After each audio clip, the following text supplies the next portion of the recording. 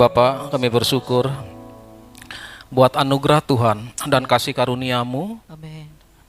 yang masih memberikan kesempatan dan waktu terbaik hari ini kami boleh beribadah, mengikuti ibadah secara khusus, ibadah Jumat Agung ya Tuhan. Karena kami percaya Engkau telah mati bagi kami supaya kami hidup di dalamnya. Ya. Terima kasih Tuhan, yang siang ini berbicaralah bagi kami. Amin. Karena kami percaya setiap firman yang keluar dari mulut Allah tidak akan pernah kembali dengan sia-sia, Tuhan, amin. tetapi akan melakukan seperti yang Allah kehendaki. Yes. Berbicaralah bagi kami, urapi hamba-Mu, urapi kami sekalian yang hadir pada ibadah ini, sehingga Engkau dimuliakan di dalam hidup kami. Dalam nama Tuhan Yesus Kristus, kami berdoa mengucap syukur kepadamu saat ini. Haleluya, sama-sama katakan Amin. amin. Amin. Di Tuhan, Bapak Ibu Saudara yang diberkati Tuhan, kita sungguh bersyukur buat anugerah Tuhan yang sangat khusus bagi kita. Karena hari ini kembali Tuhan memberi kesempatan bagi kita untuk mengikuti ibadah yang khusus, ibadah Jumat Agung. Saya menjadi tahun yang ke-35 dalam ibadah Jumat Agung pada hari ini. Karena saya melayani Tuhan sudah 35 tahun, dihitung sejak saya bertobat dan percaya kepada Yesus. Namun sebelum dibaptis, sebelum bertobat, memang saya sudah melayani Tuhan lewat anak-anak sekolah minggu. Jadi ingatan yang pasti, ingatan yang gampang, saya ikut Tuhan setelah saya bertobat, dibaptis, dan hari ini menjadi ibadah Jumat Agung yang ke-35 setelah 35 tahun saya melayani Tuhan. Di Tuhan, hari ini kita akan belajar bersama-sama tentang satu tema firman Tuhan yang akan saya sampaikan. Dan saya berdoa kiranya firman Tuhan yang kita dengar hari ini menjadi berkat yang khusus bagi kita, sehingga kita akan memiliki iman yang terus bertumbuh menjadi dewasa ke arah yang lebih sempurna sesuai dengan kehendak Bapa. 4 peristiwa penting dalam Jumat Agung. Ibadah yang kita rayakan hari ini adalah ibadah Jumat Agung atau kematian Tuhan Yesus di atas kayu salib. Dan saudara, perkataan terakhir dari Tuhan Yesus sebagaimana tertulis dalam Yohanes pada pasal yang ke-19 ayat yang ke-30. Ini perkataan Tuhan Yesus yang terakhir di atas kayu salib. Tuhan Yesus berkata begini, sesudah Yesus meminum anggur asam itu, berkatalah ia, sudah selesai. Lalu ia menundukkan kepalanya dan menyerahkan nyawanya. Jadi ini merupakan salah satu perkataan Tuhan Yesus pada saat berada di atas kayu salib. Kalau saya pelajari, kurang lebih ada 7 perkataan Tuhan Yesus yang disampaikan saat Tuhan Yesus berada di atas kayu salib. Bapak Ibu nanti bisa baca di rumah, mulai dari Injil Matius, Markus, Lukas, Yohanes, di sana diceritakan. Ada 7 perkataan Tuhan Yesus yang disampaikan kepada murid-muridnya, kepada orang-orang yang ada di sekitar waktu Tuhan Yesus disalib. Dan salah satu perkataan terakhir adalah pada ayat ini yang berkata, sesudah Yesus minum anggur asam itu, berkatalah ia, sudah selesai. Lalu ia menundukkan kepalanya dan menyerahkan nyawanya. Nah, kata perkataan sudah selesai atau dalam bahasa aslinya adalah tetelestai. Itu sudah selesai artinya.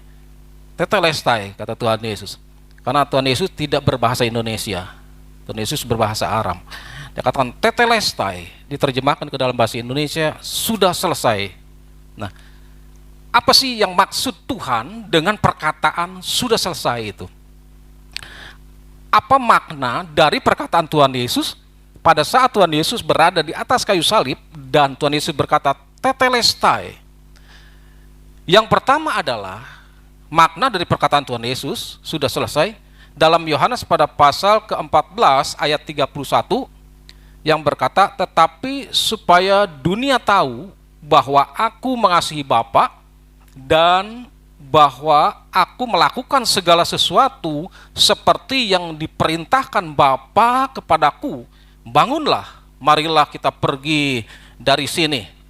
Saudara-saudara, pernyataan Tuhan Yesus, perkataan Tuhan Yesus tentang sudah selesai, yang berarti yang pertama adalah Yesus ingin menyatakan kepada kita, kepada dunia, bahwa Yesus selalu melakukan kehendak Bapa secara sempurna.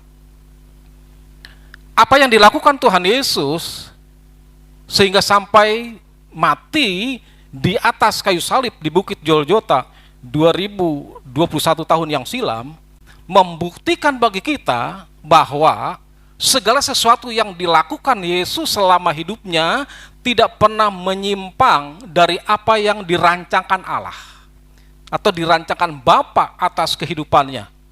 Tuhan Yesus tidak pernah kontra, Tuhan Yesus tidak pernah protes, Tuhan Yesus tidak pernah mengeluh.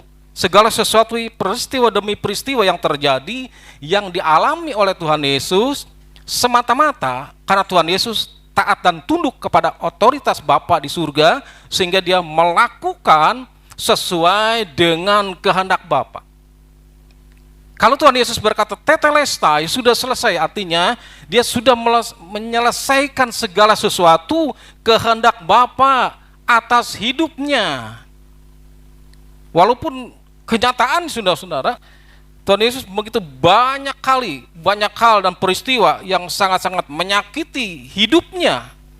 Tetapi karena Tuhan Yesus adalah orang yang tunduk dan taat kehendak Bapa secara sempurna, maka segala sesuatu dikerjakannya secara tuntas. Tidak ada hal-hal kehendak Bapa yang tidak dikerjakan Tuhan Yesus secara sempurna. Tetapi semuanya kehendak Bapa selalu dilakukan oleh Tuhan Yesus secara sempurna sampai harus mati di atas kayu salib. Tuhan tidak pernah protes dalam hidupnya. Tuhan tidak pernah menggerutu atau melawan kehendak Bapa, tidak pernah. Dalam setiap firman Tuhan yang kita baca, kita pelajari, tidak pernah ada kata-kata Tuhan menentang kehendak Bapa, tetapi semuanya dikerjakan oleh Tuhan Yesus secara sempurna. Pada saat akan ditangkap, akan disalibkan, Tuhan Yesus pernah berkata kepada Bapa, Bapa, kalau seandainya cawan ini boleh berlalu daripadaku, tetapi biarkan kehendakmu saja yang jadi, bukan kehendakku. Bukan suatu protes, tapi itu satu kehendak, satu usulan kepada Bapa. Tetapi toh yang terjadi adalah kehendak Bapa yang sempurna atas kehidupan Tuhan Yesus. Jadi yang pertama maknanya sudah selesai, artinya Tuhan telah menyelesaikan segala sesuatu kehendak atau perintah Bapa di surga secara sempurna.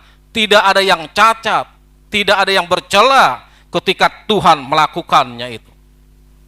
Yang kedua, pernyataan Tuhan Yesus bahwa sudah selesai, tetelestai, adalah dalam Ibrani pada pasal yang ke-9 ayat 28 yang berkata, demikian pula Kristus hanya satu kali saja mengorbankan dirinya untuk menanggung dosa banyak orang.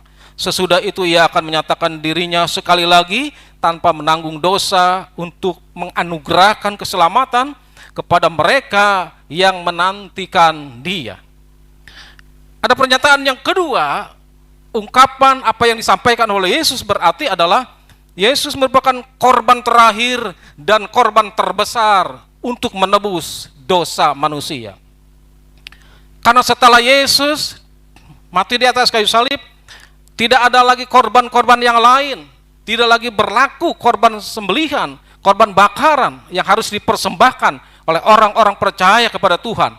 Tetapi cukup satu kali saja Yesus menjadi korban terbesar dan korban terakhir di sepanjang kehidupan manusia. Ini berarti saudara-saudara, sudah selesai. Semuanya telah ditanggung oleh Kristus. Kita tidak perlu lagi mengorbankan segala sesuatu dalam hidup kita untuk mencapai dan menerima keselamatan daripada Bapa. Tetapi cukup itu dikerjakan oleh Yesus satu kali saja di atas kayu salib.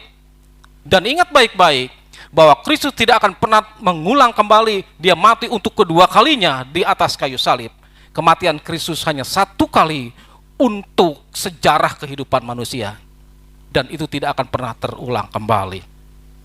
Inilah yang dimaksudkan oleh Yesus bahwa ketika dia berkata sudah selesai di atas kayu salib, dia mengerjakan hal-hal yang luar biasa yang bagi kita sekalian orang yang percaya kepadanya. Nah, sekarang kita akan pelajari bersama-sama 4 peristiwa penting yang terjadi dalam Jumat Agung ini. Bacaan kita hari ini adalah dalam Matius, terambil dalam Injil Matius pada pasal 27, mulai ayat yang ke-45 sampai ke-54. Matius pasal 27, mulai ayat 45 sampai ke-54. Ya, kita akan baca bergantian. Pria ayat 45, wanitanya ayat 46, yang terakhir ke-54 kita akan sama-sama. Tema perikopnya adalah Yesus mati. Pria 2:3. Mulai dari jam 12, kegelapan meliputi seluruh daerah itu sampai jam 3.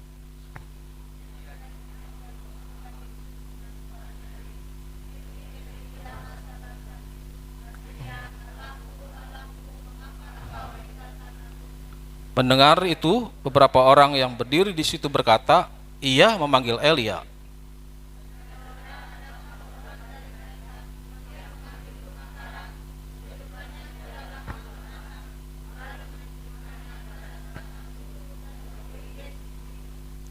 Tetapi orang lain berkata, jangan, baiklah kita lihat apakah Elia datang untuk menyelamatkan dia.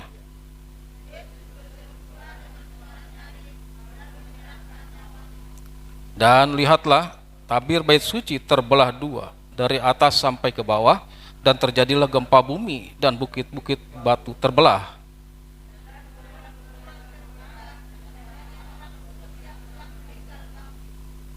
Dan sesudah kebangkitan Yesus, mereka pun keluar dari kubur, lalu masuk ke kota kudus dan menampakkan diri kepada banyak orang.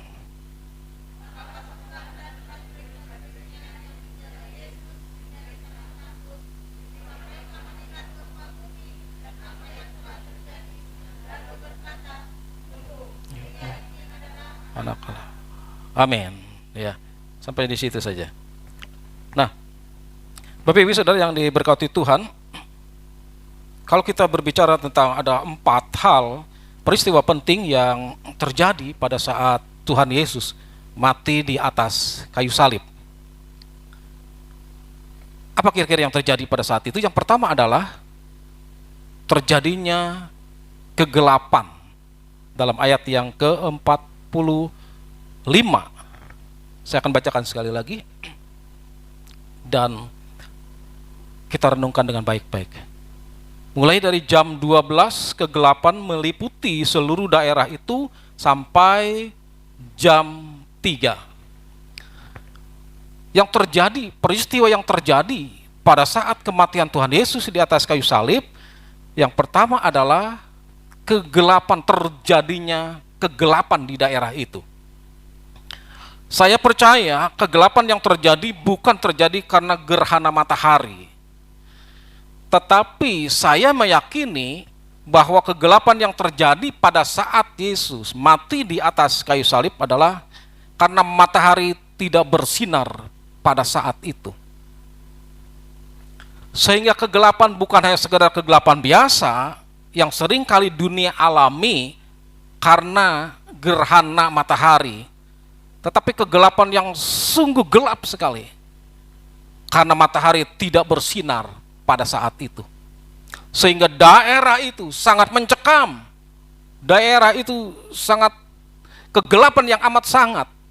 Saya bisa membayangkan, saudara-saudara, bagaimana kalau seandainya saja matahari tidak bersinar pada saat kita sedang menjalani kehidupan ini. Tentulah sesuatu yang sangat menakutkan. Semua orang bisa kalang kabut. Semua orang bisa bermasalah di dalam hidupnya ketika matahari tidak bersinar. Ini membuktikan kepada kita bahwa ketika Yesus mati dan kegelapan terjadi atas daerah itu, bahwa Yesus sebagai terang dunia yang telah kembali tidak ada lagi di bumi untuk sementara waktu. Firman Tuhan mencatat kepada kita dan memberitahukan bahwa selama 3 jam terjadi kegelapan, dari jam 12 siang sampai jam 3 petang. Yesus sebagai terang dunia sebagaimana dijelaskan dalam Yohanes pada pasal yang ke-9 ayat yang ke-5 yang berkata, selama aku di dalam dunia, akulah terang dunia. Pada saat Yesus Kristus masih ada dalam dunia ini, maka Yesus menjadi terang dunia dan dapat menerangi segala kegelapan-kegelapan yang ada di dunia ini. Tetapi pada saat ketika Yesus mati, artinya Yesus tidak lagi ada di dalam dunia ini, maka dunia ini terjadi kegelapan yang amat sangat mencekam. Yesus adalah terang dunia. Kita sebagai orang-orang percaya dan murid-muridnya yang percaya kepada Tuhan adalah kita menjadi juga terang dunia. Kita dapat memancarkan terang kita kepada dunia yang gelap ini. Sejak awal penciptaan dunia ini, dunia memang gelap. Dunia tidak ada apa-apanya. Kegelapan menyelimuti seluruh bumi. Tapi waktu Kristus lahir ke dalam dunia, menjadi terang dunia yang dapat memancarkan terangnya dan dapat mengusir setiap kegelapan yang ada di dalam dunia ini. Saudara-saudara, Yesus saat mati maka iblis menguasai bumi selama 3 jam. Karena kegelapan sangat identik dengan kuasa gelap. Iblis sukanya hal-hal yang gelap. Iblis selalu berusaha menciptakan kegelapan atas hidup saya dan saudara. Iblis selalu merancangkan sesuatu yang gelap di dalam hidup dunia ini. Kalau kita hidup dalam kegelapan, maka kita akan sulit sekali untuk melakukan pekerjaan-pekerjaan yang dikehendaki Bapa. Tetapi pada saat kita hidup dalam dunia yang penuh dengan keterang Allah, maka di sana kita akan dapat melakukan semua kehendak Bapa yang dirancangkan atas hidup kita. Dan hari ini terjadi segala sesuatu, terjadinya kegelapan atas bumi ini, atas dunia ini, atas daerah ini, ketika Yesus mati di atas kayu salib. Tetapi kegelapan itu tidak akan bertahan lama, sampai 3 jam saja. Waktu Yesus bangkit, maka terang kemuliaan Allah kembali memancar, menerangi dunia yang sedang dilanda kegelapan ini. Saudara, inilah peristiwa penting dalam sejarah kehidupan manusia. Bahwa Yesus saat mati di atas kayu salib, terjadi sebuah kegelapan yang sangat luar biasa. Dunia dikuasai oleh kuasa gelap. Dunia sedang dikuasai, berada di bawah kekuasaan iblis dan setannya. Karena tidak ada Kristus lagi. Karena Yesus telah mati. Selama 3 jam tidak ada Kristus di dunia ini. Karena Kristus telah mati. Sehingga dunia dikuasai oleh kegelapan. Itu sebabnya saudara-saudara, kalau orang yang tidak percaya kepada Kristus, sebenarnya mereka adalah sedang hidup dalam dunia yang gelap. Tetapi sangat disayangkan sekali ada begitu banyak orang yang senang hidup di dalam dunia kegelapan.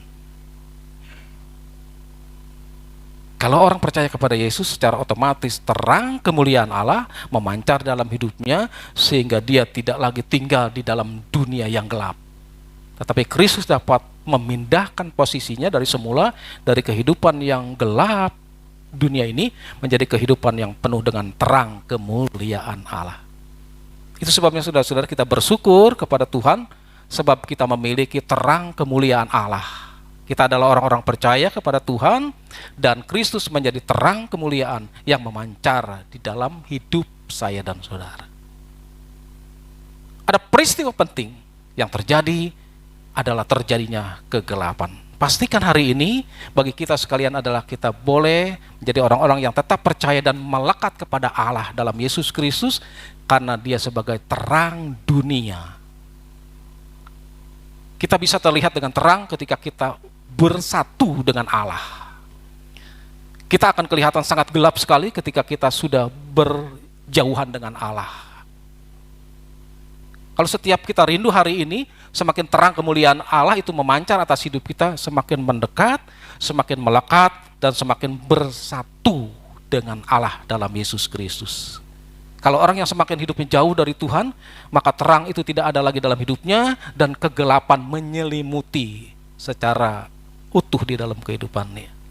Itu peristiwa yang terjadi, adalah terjadinya kegelapan atas hidup manusia, atas dunia ini. Ada hal yang kedua, sudah. Apa yang terjadi pada saat Jumat Agung?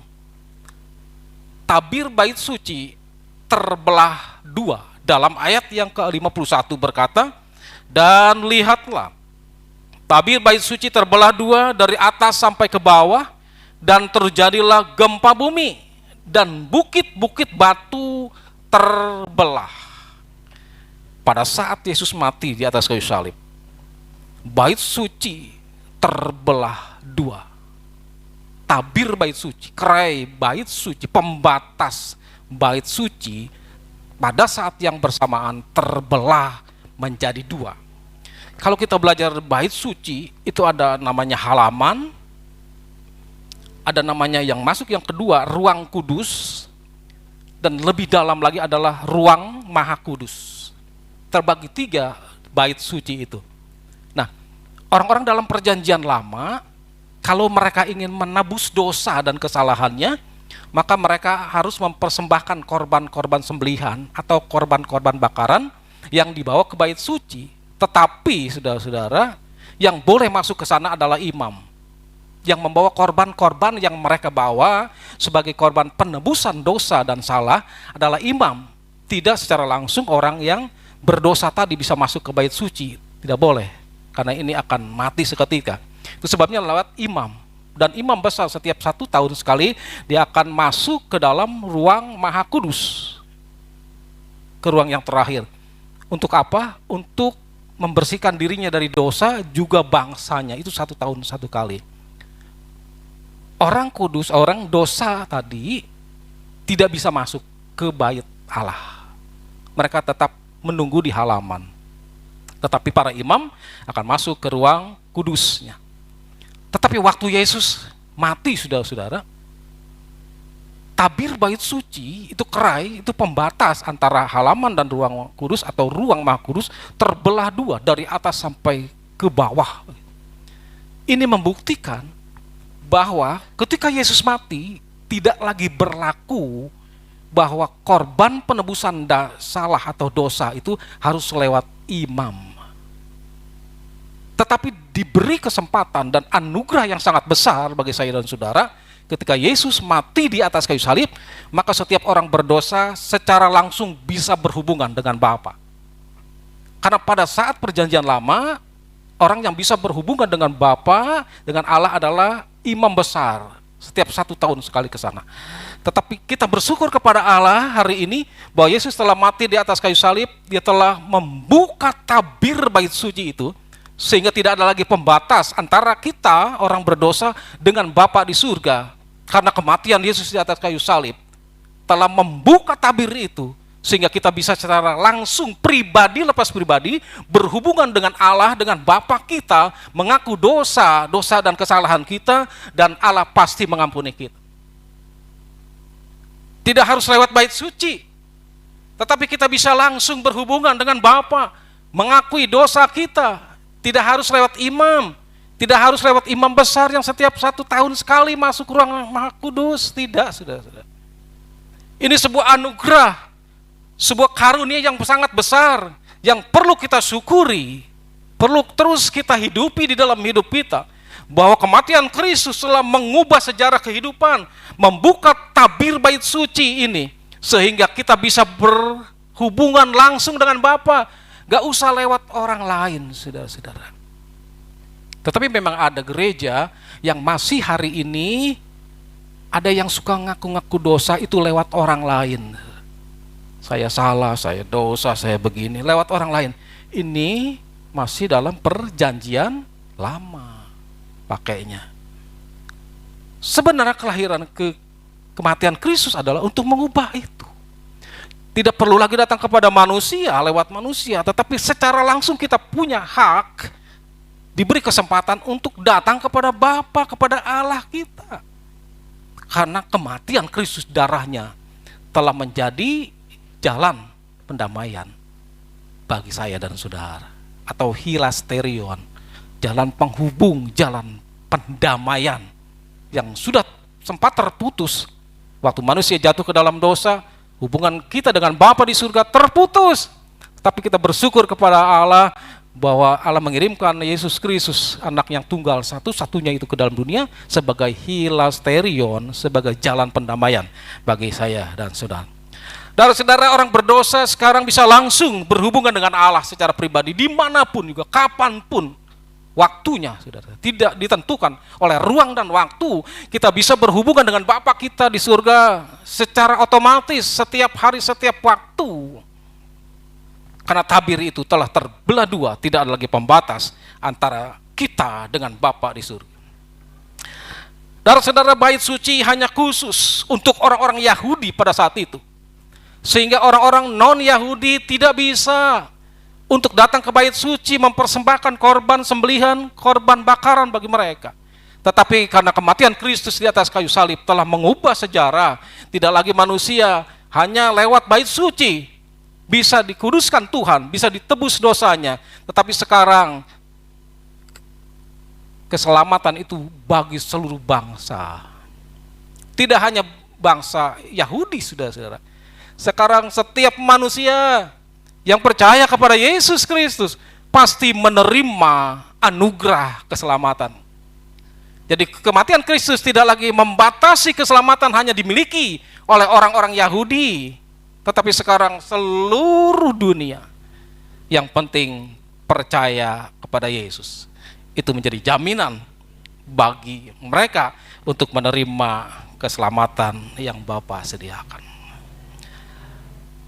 Dan saudara, ada peristiwa yang ketiga yang terjadi pada saat Yesus mati di atas kayu salib.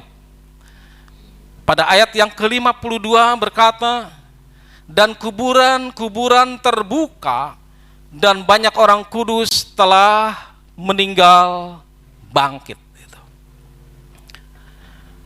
Rupanya ada orang-orang kudus yang telah mati sebelum Yesus mati. Mereka bangkit, saudara. Mereka bangkit dari kematiannya. Ini berbicara adalah orang-orang yang mati yang tidak punya harapan lagi. Kalau kita berbicara orang mati, artinya mereka sedang berhenti. Mereka stop melakukan segala sesuatu, seluruh aktivitas, kegiatan mereka tidak lagi bisa dilakukan karena mereka sudah mati. Tetapi kematian Kristus justru sebaliknya, untuk membangkitkan mereka yang mati.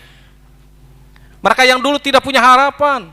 Setelah Kristus mati, maka harapan itu kembali muncul. Harapan itu kembali besar di dalam hidup mereka. Setelah Kristus mati, maka pintu-pintu yang dulu tertutup sekarang menjadi terbuka. Kematian Yesus telah membuka pintu-pintu yang tertutup. Kuburan-kuburan itu terbuka, saudara. Mereka yang dulu yang mati nggak bisa bikin apa-apa karena ditutup oleh tanah. Tetapi waktu Yesus mati di atas kayu salib, kuburan-kuburan itu menjadi terbuka. Saya ingin katakan hari ini bahwa kematian Kristus di atas kayu salib telah membuka pintu-pintu yang tertutup dalam hidup kita. Apakah itu? Ada pintu-pintu keluarga kita yang tertutup, pintu-pintu persoalan dalam usaha pekerjaan kita yang tertutup, pintu-pintu hubungan kita secara pribadi yang tertutup, atau pintu-pintu dalam pelayanan kita, dalam gereja kita yang hari-hari ini sedang tertutup, seolah-olah terkunci dan tergembok, sulit kita akan menembus keluar. Tidak ada jalan keluar seolah-olah. Saya beritahu hari ini ada berita baik bahwa kematian Yesus telah membukakan pintu-pintu yang tertutup yang selama ini kita alami dalam hidup kita. Saya percaya saudara-saudara, ketika pintu-pintu yang tertutup telah dibuka kembali, maka kita punya pengharapan yang baru di dalam Tuhan. Ada kegairahan yang baru di dalam Tuhan. Ada satu motivasi yang baru di dalam Tuhan, bahwa bersama dengan Tuhan kita mampu melakukan segala perkara. Dan kita percaya Allah mampu melakukan jauh lebih dari apa yang sekedar kita doakan hari-hari ini. Yang penting kita tetap percaya bahwa kematian Yesus telah membukakan pintu-pintu yang tertutup yang kita hadapi pada hari-hari ini.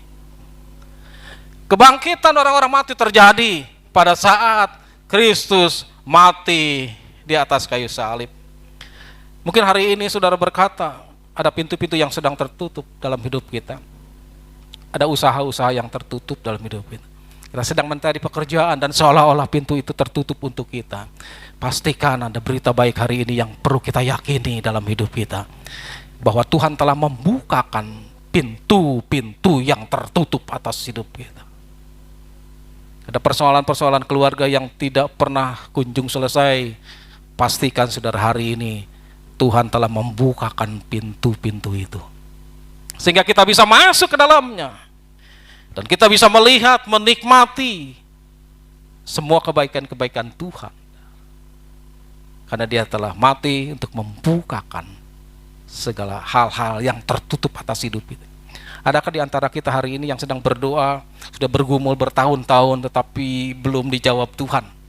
Tapi kita yakin dan percaya saudara, hari ini adalah hari kemenangan bagi kita. Di mana Kristus telah mati, Dia akan membukakan pintu-pintu yang tertutup, termasuk doa-doa yang belum dijawab oleh Tuhan. Terus lakukan itu. Terus kita yakin, kita percaya. Karena hanya Tuhan menjadi pengharapan di dalam hidup kita. Firman Tuhan minggu yang lalu, jangan bersandar kepada kekuatan manusia, karena kita akan mengecewakan kita. Tetapi biarlah bersandar kepada kekuatan Allah. Pengharapan kepada Allah yang terus-menerus harus kita lakukan. Karena kita percaya bahwa Allah tidak pernah kecewakan atas hidup kita. Saya ingat saudara-saudara, perintis pembuka gereja mula-mula tahun 1978 itu seorang omah. Seorang janda, seorang omah, adanya di Cikupa, di belakang pasar. Dan setiap ibadah dia selalu bersaksi luar biasa. Pokoknya setiap ibadah dilakukan, dia pasti ke depan, walaupun WL nggak nyuruh. Dia nyuruh ke depan, dia tampil depan. Dia selalu berkata, Tuhan Yesus tidak pernah mengecewakan saya. Amin. Itu kesaksiannya. Saya renungkan. Kalau dari kesaksiannya bahasanya kan membosankan, saudara. Masa setiap minggu omah ini bersaksi cuman itu? Saya ingin katakan bahwa Tuhan Yesus tidak pernah mengecewakan saya. Amin. Duduk lagi. Tetapi ini menjadi satu iman yang berakar rupanya di dalam hidupnya. Bahwa memang benar Tuhan Yesus tidak pernah kecewakan dia. Walaupun dia seorang diri, seorang janda, sudah tua, tetapi Tuhan Yesus tetap memelihara dalam hidupnya. Dan saya amini, dan saya imani bahwa Tuhan Yesus tidak pernah kecewakan hidup kita. Segala sesuatu boleh kecewakan kita. Keluarga kita boleh kecewakan kita. Orang-orang yang dekat dengan kita bisa dan boleh kecewakan kita. Tetapi pastikan hanya Kristus Yesus yang tidak akan pernah kecewakan di dalam hidup kita. Itu sebab mempertahankan iman kita, saudara-saudara. Boleh tetap percaya kepada Tuhan dengan sungguh-sungguh sampai akhirnya Tuhan menjemput kita sekalian untuk kembali hidup bersama Bapa di surga. Peristiwa yang ketiga, ada kebangkitan orang-orang mati. Tidak ada lagi hari ini yang berkata jalan tertutup untuk saya, tetapi semuanya jalan terbuka untuk kita sekalian. Yang terakhir, yang keempat adalah ada 4 peristiwa penting. Yang terakhir, yang keempat, kepala pasukan itu bertobat. Pada ayat yang ke-54 berkata, kepala pasukan dan prajurit-prajuritnya yang menjaga Yesus menjadi sangat takut ketika mereka melihat gempa bumi dan apa yang telah terjadi. Lalu berkata, sungguh ia ini adalah anak Allah. Saudara-saudara, kematian Kristus di atas kayu salib telah membuka pintu keselamatan bagi setiap orang yang mau percaya kepadanya. Ini kan prajurit yang menjaga, saudara. Ini prajurit yang salah satu mungkin yang menyiksa Tuhan Yesus sebelum dia naik di salib, saudara. Tetapi melihat itu, peristiwa itu terjadi, maka kepala pasukan ini boleh bertobat dan percaya kepada Yesus. Sehingga pintu anugerah yang dibuka Tuhan untuk semua orang diberi kesempatan untuk percaya dan bertobat. Kematian Kristus di atas kayu salib telah membuka pintu anugerah kepada setiap orang yang mau percaya kepadanya. Mereka akan menerima keselamatan yang Bapa berikan bagi setiap manusia. Kematian Kristus di atas kayu salib telah membuktikan bahwa kasih Allah melanda atas hidup manusia. Kasih Allah itu berlaku bagi semua manusia, bagi semua bangsa, bagi semua suku, bagi semua kalangan manapun juga berada. Jadi tidak ada orang yang tidak bisa menerima anugerah keselamatan yang Bapa sediakan. Karena kematian Kristus telah membuka pintu anugerah. Hari ini kita masih hidup di zamannya anugerah Tuhan. Artinya kalau kita sedang berbicara zaman anugerah Tuhan, artinya Tuhan masih memberi kesempatan kita untuk kita memperoleh keselamatan yang Bapa sediakan. Tetapi pada saatnya nanti saudara-saudara, pintu anugerah itu sudah ditutup oleh Tuhan, sehingga tidak ada lagi orang yang bisa selamat untuk menerima anugerah Tuhan. Sebagaimana gambaran firman Tuhan begitu jelas bagi kita untuk tentang kisah Nuh. Mereka masuk ke dalam bahtera dengan keluarganya, dengan anaknya, dengan menantunya, hanya 8 orang yang selamat waktu peristiwa itu. Kenapa? Karena pada saat pintu bahtera itu masih dibuka, orang tidak mau masuk ke sana. Bahkan mereka mengejek, mereka mencemooh apa yang dilakukan Nuh. Tetapi pada saat pintu anugerah telah ditutup, pada saat bahtera itu telah ditutup, di sanalah orang menjerit secara histeris. Mereka berteriak, Tuhan, mereka berteriak, Nuh, tolong kami ingin masuk ke bahteramu, kami ingin selamat. Tetapi pintu bahtera itu sebenarnya telah ditutup oleh tangan Allah, bukan oleh Nuh. Saya punya prediksi, saya punya penafsiran, kalau seandainya saja pintu bahtera itu ditutup oleh Nuh, maka ketika orang-orang sekitarnya berteriak ingin masuk, maka Nuh bisa membuka kembali pintu bahtera itu. Tetapi Alkitab menjelaskan bagi kita, Nuh tidak bisa membuka pintu bahtera itu. Kenapa? Karena dikunci sama Allah, tangan Allah. Saudara-saudara, zaman anugerah ini jangan sampai kita lewatkan begitu dengan sia-sia. Tapi biarlah kiranya kalau Allah memberikan zaman anugerah bagi kita, kita lakukan hal-hal yang benar, yang tulus, yang baik sesuai dengan kehendak Bapa. Karena pada saat nanti, pada waktunya, zaman anugerah akan diangkat dari kita, dari hidup manusia, dari dunia ini, sehingga tidak ada lagi orang yang akan bisa diselamatkan. Dan sekarang hari ini saya beritahu berita baik, pintu anugerah, zaman anugerah masih dibuka oleh Tuhan. Kalau yang mau benar-benar lah saudara-saudara. Kalau yang emang nggak mau benar, udah nggak usah benar saudara-saudara. Tetapi saya percaya kita memilih menjadi orang-orang yang benar di hadapan Tuhan, menjadi orang-orang kudus, menjadi orang-orang yang suci, menjadi orang-orang yang tulus, terus belajar sehingga pintu anugerah yang disediakan Bapa tidak akan berlalu dengan sia-sia di dalam hidup kita.